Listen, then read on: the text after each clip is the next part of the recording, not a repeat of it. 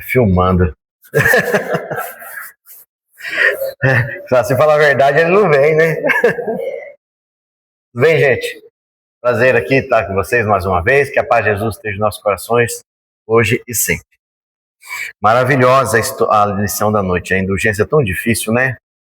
Eu acho tão difícil. Tem uma parte do evangelho lá que fala sobre indulgência. Kardec ali, os espíritos foram felizes demais. E nós temos muita dificuldade, né, para lidar com a indulgência, né? Nós somos muito críticos demais com os outros, como falou a mensagem, e é muito complacente com a gente. Então, importantíssima. Mas hoje nós vamos falar sobre o óbolo da viúva. Eu sei que vocês já sabem tudo sobre isso, mas a gente vai dar uma recordadinha, tá? A gente nunca pode esquecer que Jesus, ele ia ficar somente aí falando na Terra por 3 anos, mais ou menos, né? Então ele tinha toda a oportunidade, ele tinha que ensinar. Ele não perdia uma oportunidade de ensinar. Estava sempre observando tudo, prestando atenção em tudo e aproveitando, ensinando o máximo que ele pudesse, principalmente para os apóstolos, né? Para que depois eles continuassem aí propagando o cristianismo. Inteligentemente, ele observou naquele dia que as pessoas estavam ali, né, colocando no gasofilácio, né, ou no recipiente onde se recolhia as moedas da época, né, a gratidão que as pessoas faziam ali com o dinheiro para ajudar nas obras do templo, enfim. Cada um fazia a sua maneira.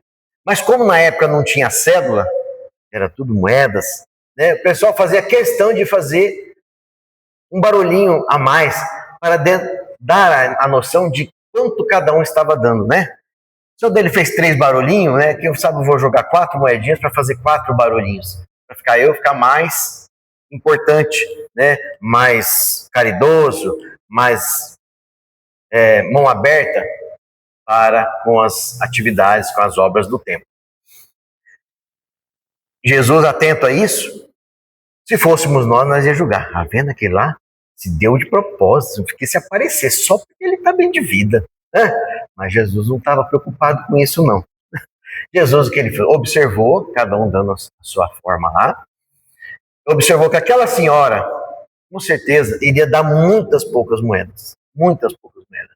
E o mais importante, aquelas moedas não sairiam da sua abundância, não sairiam da sua indulgência, como falou na história, não sairia do seu excesso, da sua sobra, né? Eu falava, vou dar 10 reais, não faz mal. Vou pagar um lanche aqui pro rapaz, não faz mal, não vai me fazer falta, não é? Vou pagar um sanduíche, o rapaz está na rua. E então eu sabia que para aquelas pessoas não faria diferença nenhuma, mas para aquela mulher faria muita diferença.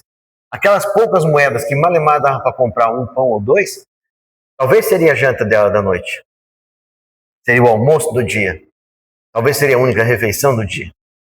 Tratava-se de uma viúva, tratava de uma mulher que já não... Né, naquela época, quem trabalhava mais eram os homens, as mulheres eram ficar em casa mesmo. Era o costume na época, né? As mulheres, imagino como eram dificultoso a situação das mulheres naquela época, como dependia 100% dos maridos. Hoje não, graças a Deus. Então, ela deu do que ela... Sabe, ela espremeu tudo, o cofrinho dela, tirou tudo que ela podia dar e deu aquele óbolo, né? Com a maior indulgência, com a maior caridade, com o maior amor, com a maior intensidade que ela podia ter de generosidade, foi que ela deu a favor daquele gasofilácio. Jesus, atento, como eu já falei, o que ele fez? Aquela mulher foi a que deu mais, falou para os apóstolos. Os apóstolos se assustaram. Mas, Senhor, como? Né? Imagina lá os argumentos. Mal se compra um pão com aquele dinheiro que ela deve ter dado. Não se faz nada com aquela quantia que ela deu. Como ela deu mais? Como pode essa mulher ter contribuído mais com aqueles outros que deram altas, vamos dizer, colocando no dinheiro de hoje, né? Altas quantias em dinheiro, altas quantias em valores monetários? Como pode? E aí Jesus vai dar a lição. Porque ela deu do que ela não tinha. Ela deu do seu seu extremo. Ela deu, não da sua abundância, mas do que ela tinha de tudo. Tudo que ela tinha era aquilo. Daqueles lá que deram bastante, deu da sua sobra, né? Do que não ia fazer falta. Isso é muito importante a gente saber. Mas aí, que conclusões podemos tirar? Primeiro, às vezes algumas pessoas falam, então não, quem tem dinheiro, assim, quantidade de dinheiro, não significa nada. A gente tem uma mania meio de radicalizar tudo, né? Então, quer dizer que a pessoa que tem condições de fazer grandes obras assistenciais, dar grandes valores, isso não significa nada? Não é essa a lição que o mestre queria passar. A mestre quis passar que a mulher deu do seu sacrifício. É óbvio, gente, é óbvio que pessoas que têm bastante quantidade financeira em ajudar, tudo tem seu valor. Para nós ilustrarmos rapidamente, uns 20, 30 anos atrás, mais ou menos, eu acredito, o Brasil ganhou um torneio aí, né? O Brasil ganhou um torneio de futebol na época. Não foi a Copa, um torneio. E na época, os jogadores foram agraciados com uma quantia bacana em dinheiro. Se eu não me engano, 10 mil reais. Hoje é bom dinheiro, você imagina, 20 anos atrás. E um dos jogadores doou aquela quantia para uma instituição. Né? Alvo de algumas críticas, porque toda a imprensa foi cobrir ele, né? Mas cada um é cada um. Aí Deus vai saber o valor daquela quantia. E com certeza, para a instituição, 10 mil reais pode ter feito a diferença. Pode ter comprado, por exemplo, camas, ou então aparelhos médicos, né, que às vezes estaria faltando, consertado algumas outras necessidades básicas lá que não faltava dinheiro. Então, tudo tem seu valor. Tudo tem seu valor. Né? E se nós pararmos para pensar, né, foram mais de 20 jogadores que ganharam, mas só ele deu. Só ele deu. Entendeu? Tem isso também. Tem isso também. E todos têm bons salários, todos têm boas rendas, todos têm boa condição financeira, né? Mas só um que deu. Então tudo tem seu valor. Mas na questão desse do óbolo, Jesus falou que ela deu o seu sacrifício, ela deu do seu máximo. Ela podia o que não podia dar, ela tirou para ajudar. E muitas das vezes nós ficamos reclamando, puxa vida, eu não ajudo porque eu não tenho condição. Ah, se eu ganhasse na Mega Sena, com certeza eu ajudaria muito mais. Todos aqui votaram todos aqui jogaram na Mega da Virada, todos queriam ficar ricos, né? Mas era para ajudar ou era para dar uma descansada? Descansada por eterna. A gente fala isso aí, que a gente que tinha condições, só que o dinheiro ele traz um monte de compromisso, um monte de responsabilidade, um monte de situações que causa para você, que às vezes você nem sabe lidar. Nem sabe lidar, é muito difícil. Ah, mas ter dinheiro é bom. Ah, é bom também, mas tem outras situações que às vezes você não conhece, né? Você ganha muitos bons amigos que só quer te aproveitar da sua condição financeira boa, que não são os verdadeiros amigos, né? Muita gente começa a te procurar pedindo dinheiro emprestado.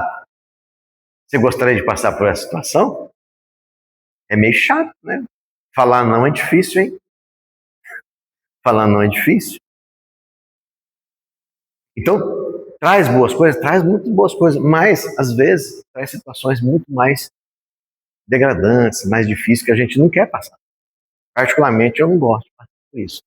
É muito chato, muito chato. A gente tem que ter muita cautela, principalmente com as palavras, na hora de ter que negar alguma situação. É muito difícil. Então, egoisticamente, eu não joguei na Mega da Virada, eu falei, vai que eu ganho, né? Aí eu vou ter um monte de responsabilidade. Eu vou evitar. Mas muitas pessoas pensam assim ou não, mas brincadeira à parte, nem lembrei de jogar, mas é uma grande responsabilidade. Porque se você tem uma oportunidade de jogo, você fala, ó, aqui. Você não queria? Quis. E agora? O que você vai fazer? E depois vai tomar de você mais para frente.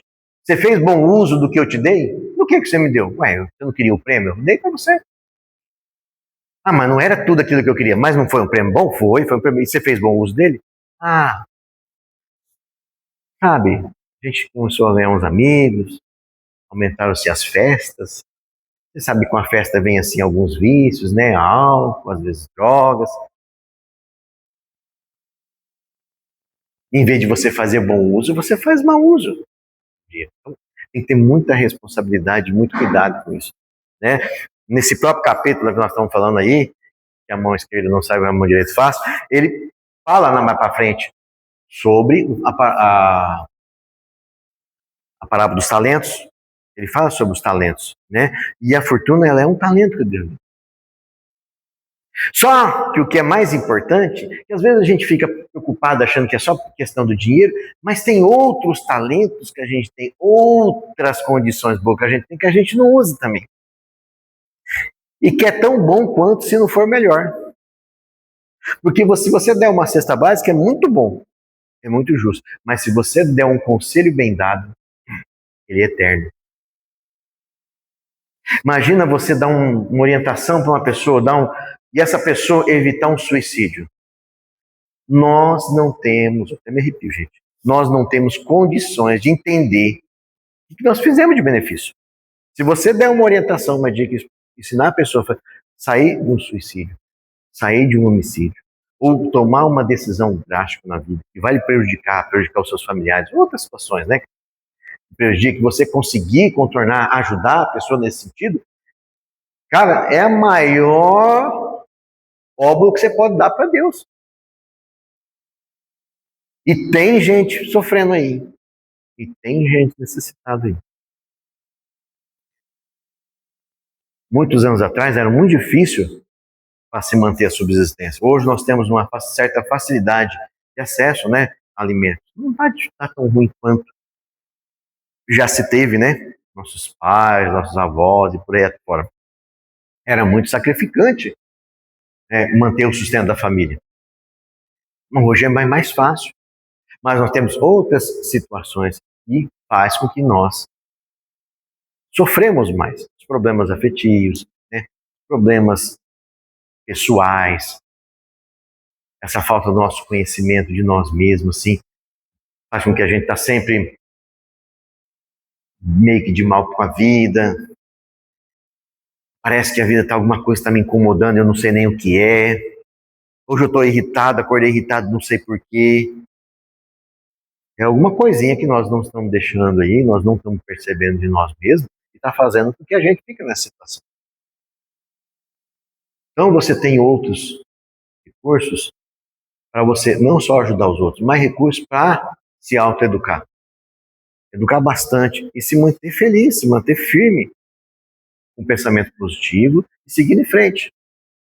Não podemos nós, em hipótese alguma, alegarmos, né, ou pendurarmos na falta do dinheiro para falar que nós não podemos ajudar. Temos trabalho de atendimento lá no Centro Mirandó. É muita gente. Muita gente. Muita mesmo, bastante.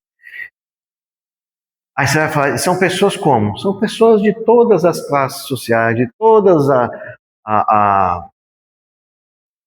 as classes intelectuais. Não tem diferença. Qualquer um está precisando. Ontem mesmo, então, atendimento de uma moça demorou bastante, a mãe dela estava meio preocupada com ela. Eu falei, não, ela está tudo bem lá. Eu já fui lá, a moça, a médica está atendendo ela, está tudo bem. Ai, será que ela não passou mal? Eu fiquei olhando e falei assim, nossa, uma moça nova, bonita, simpática, assim, mas ela está numa depressão profunda, assim, ela é bem dada com as pessoas, mas internamente ela está um vulcão. Mas, né? Assim, essa pessoa não tem nada. Por que está assim? Lembro da história uma vez do... Como é que ele chama lá, o nosso querido Niterói lá? O Zé Raul Teixeira. O Zé Raul Teixeira, ele contava que a frequência lá em Niterói estava tanta do centro lá, que eles não estavam tendo tempo suficiente para dar passe nas pessoas. para dar passe. Então a diretoria, né, a turma, vamos fazer o seguinte: nós vamos separar o joio do trigo. Eu vou ficar, o Zé Rô Teixeira mesmo falou, eu vou ficar aqui na porta e vou olhando. Mas eu dou uma olhada, o cara tá bom, vai lá para casa. Não tá precisando nada, não. Né? Eu vi que o cara tá meio esmorecido lá, a mulher tá meio caidinha. Não, vem cá, você tá precisando. Né? E aí começou a fazer isso aí. No primeiro dia, né, tinha um rapaz morenão, forte, robusto, vendendo saúde, né? Isso aqui, pelo amor de Deus, não tá precisando de nada. Ele mandou, papai. Mas o mentor dele chegou, ele, desculpa falar, escorraçou com ele. Zé Rô Teixeira, por que você mandou esse rapaz embora? Ah, é um homem, tá mais forte que eu. Você não sabe o sacrifício que nós fizemos para trazer esse rapaz para tomar passe hoje aqui. Que nós tivemos que mexer e remexer na vida dele para trazer esse homem aqui. Já tentou suicídio 2 ou 3 vezes. Ai, pelo amor de Deus, correu lá. Buscou, não, volta. E a gente teve, ele fala assim, a gente teve que se virar, a gente se adaptou, e se for para sair 10 horas da noite, 11 horas da noite, não vai dar passe esse povo. A espiritualidade trabalhou, né, como se diz no ditado, né, suou demais o dia todo para tirar todos os obstáculos, para fazer aquela criatura ir até o centro para receber uma energia, para ver se ele começa a dar uma melhorada, para ouvir uma palestra, para ver se muda as ideias um pouquinho, e porque a gente acha que ele está fortão, saudável, o cara está bem pra caramba, não precisa tomar passe. Olha a responsabilidade que a gente faz, usa das nossas possibilidades, né, de ajudar, e em vez de ajudar, nós atrapalhamos toda a espiritualidade. Então, se nós não atrapalharmos a espiritualidade, já está bom. Se ajudarmos ele, melhor ainda, né?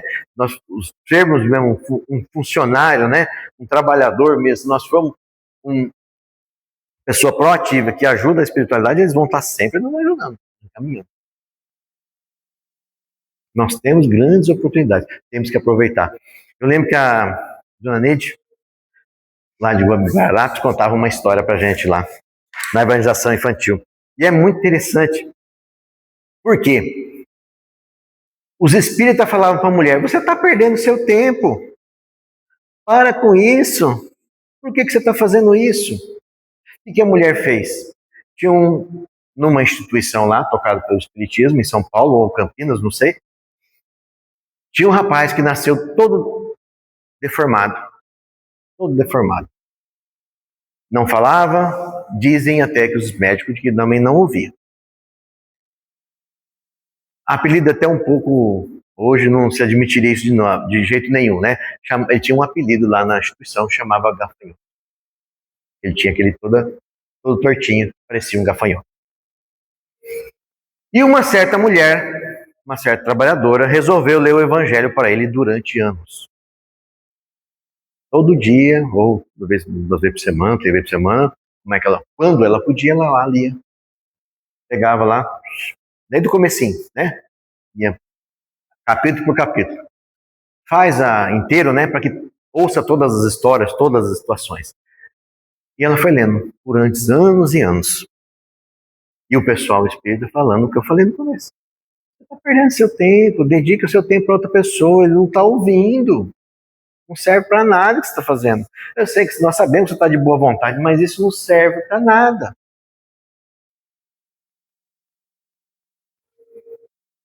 Ele desencarnou alguns anos depois. Muitos anos depois, era bem cuidado, então dura bem, né? Muitos anos depois de uns 4, 5 anos do desencarne dele, ele deu comunicação lá. Ele passou ali, ele foi se recuperando tudo, e ele veio agradecer a mulher. Diz que era um espírito até iluminado já. E se não fosse aquelas lições dela, ele estava tão revoltado naquele corpo doente, tão revoltado, mas as lições, né, as leituras do evangelho, as explicações que eu acredito que ela passava, né, de um óbvio da viúva, explicava alguma coisinha que ela entendia para facilitar o entendimento, foram tão significativas para a vida dele, que ele conseguiu superar aquela provação difícil, né?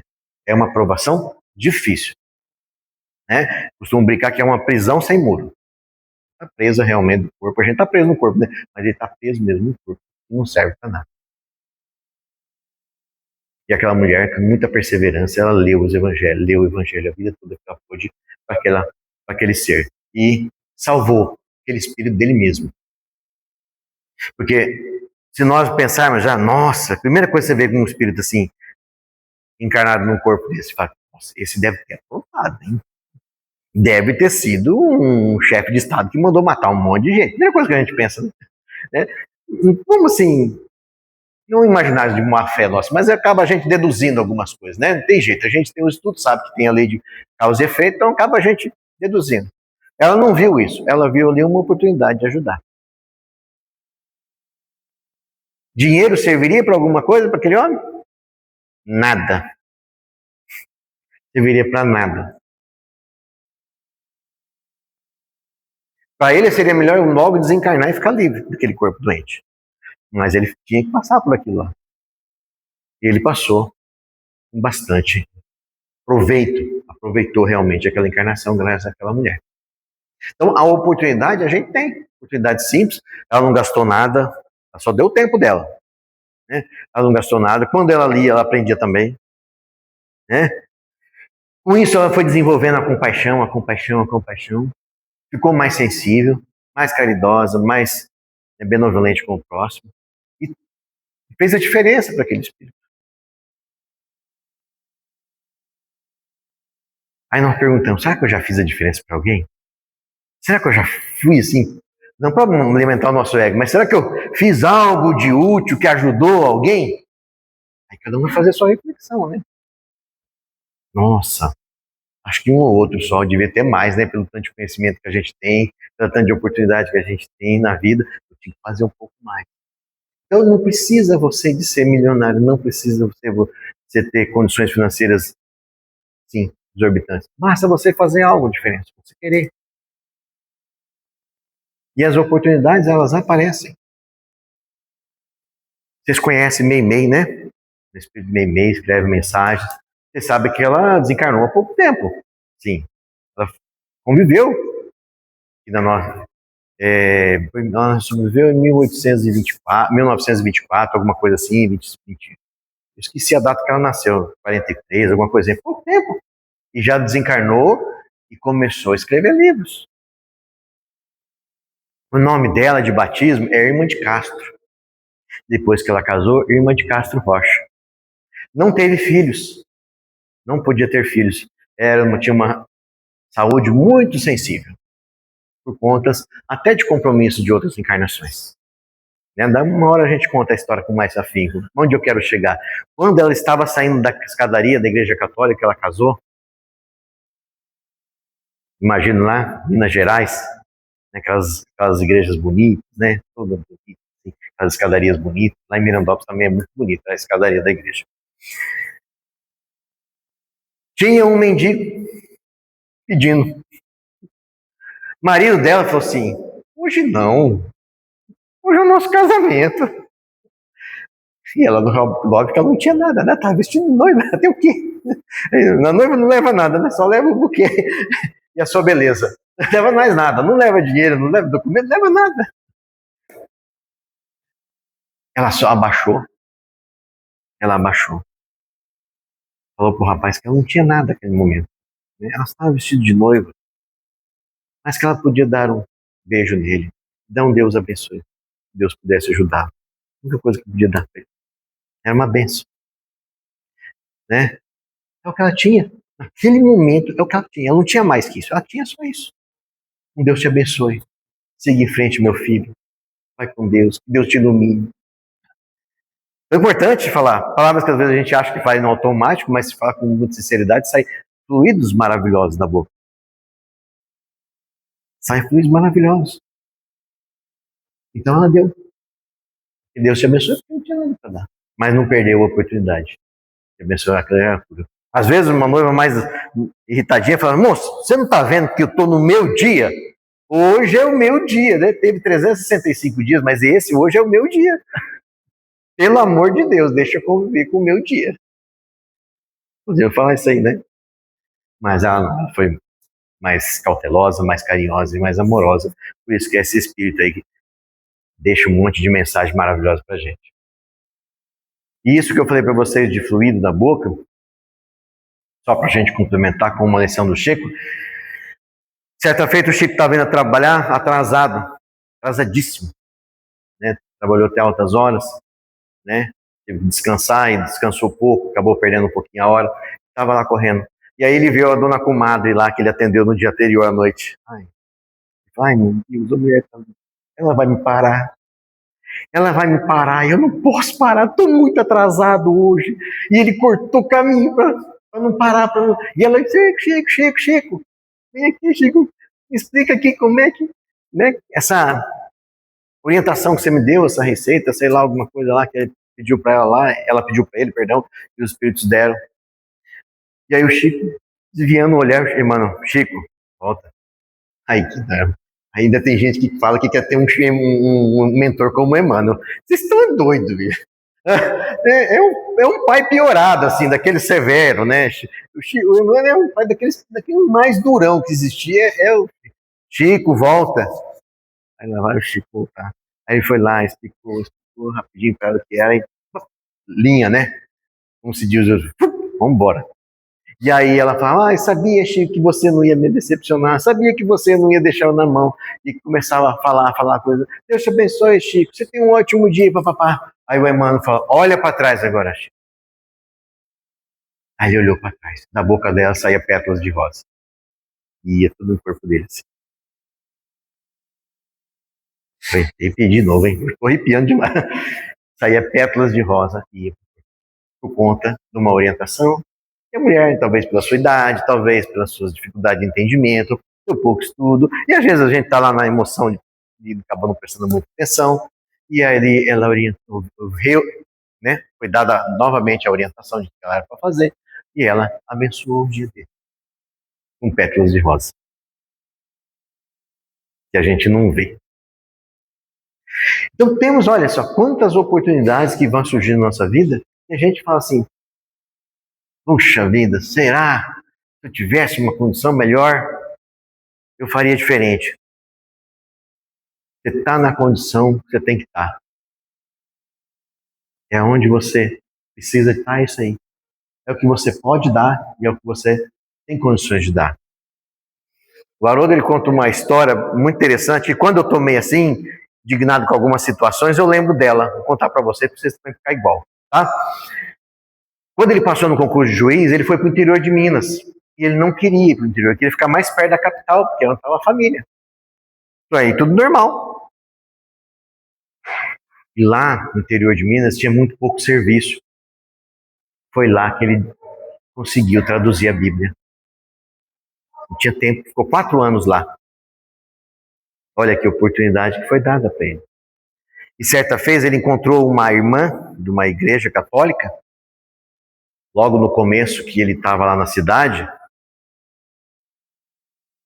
que ela perguntou, e aí, tudo bem, o senhor é um juiz novo na comarca? Está gostando da cidade?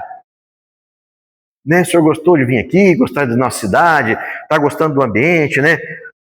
De trabalhar com a gente aqui na nossa cidade? Aí ele falou assim, eu estou gostando, sim, claro, mas eu gostaria de estar mais perto da capital, perto dos meus familiares e tal. Aí ela falou para ele, meu filho, Deus te coloca onde você tem que florescer. E foi um tapa, né? Então quando você estiver meio assim indignado, você lembra, Deus te coloca onde você tem que florescer. Às vezes a gente vê pessoas que nascem aqui ou ali na outra cidade, que eu quero mudar para não sei onde, quero mudar de estado, quero mudar de Brasil, quero mudar de não sei de onde. Mas ele tem que florescer lá. Parece que nada dá certo. Essa pessoa deve ser bem ruim mesmo. Nada dá certo na vida dela. Não é. Ela tem que estar ali. Eu li uma mensagem, não sei se era do Divaldo, que alguém mandou para mim, e falou assim, às vezes Deus te tira, às vezes acontece uma situação tão ruim para você, que você fica indignado, triste, né? Mas Deus está te tirando do caminho que não te pertence. Puxa vida, mas eu queria tanto isso, mas isso não é para você agora. Não é para você nessa encarnação, nesse momento.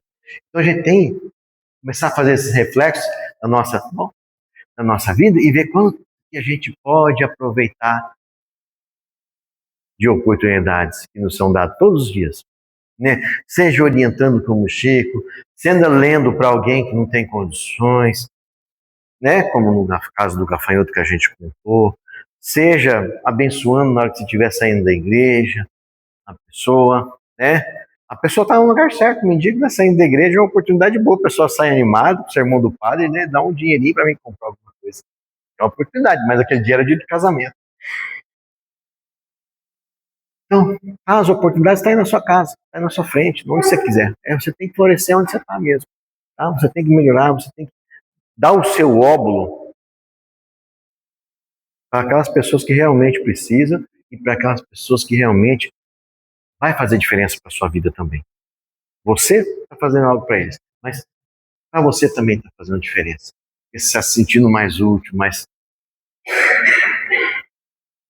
feliz com você mesmo, satisfeito com você mesmo. Isso é muito importante, gente. A gente cultivar nos nossos corações. Darmos um óbolo daquilo que a gente tem mais de precioso dentro de nós. Não precisa se preocupar com a quantidade financeira, dinheiro, nada assim, não. Se preocupa somente com a qualidade do atendimento que você vai dar às pessoas que precisam realmente de você. Né? Às vezes a gente acha, a pessoa está aproveitando de mim, está aproveitando, mas às vezes é só você que dá atenção. É só você que dá atenção. A gente mexe com muita gente, né? A vida inteira. Então a gente vai observando não só os atendimentos que fazemos, mas dos outros colegas. E a gente vai vendo que as pessoas vão dando uns pitacos. Nossa, você salvou minha vida. E para mim, eu achei que isso aqui era uma coisa do outro mundo. Você me explicou um negocinho aqui e tá tudo certo. Minha mente abriu. Tá bem mais fácil de resolver do que eu imaginava. Porque às vezes a pessoa está com um problema pequeno, mas para ela é grande. Né? Para ela é grande. É que nem quando tem um diagnóstico ruim do médico, a gente dá aquela assustada. Meu Deus, não chupa o manga esse ano. Chega lá, o médico fala: ih, meu filho, você fez comprimidinho, Sara. Ah, que alívio, né? Não é uma beleza? É uma beleza? Então é isso aí. Maravilha? É o que nós tínhamos mais ou menos para hoje. Agradeço. Tá? Tá aqui hoje. Filmado, meu Deus, essas meninas, hein? E nós vamos pro passo, né? Obrigado, viu, gente? Obrigado mesmo.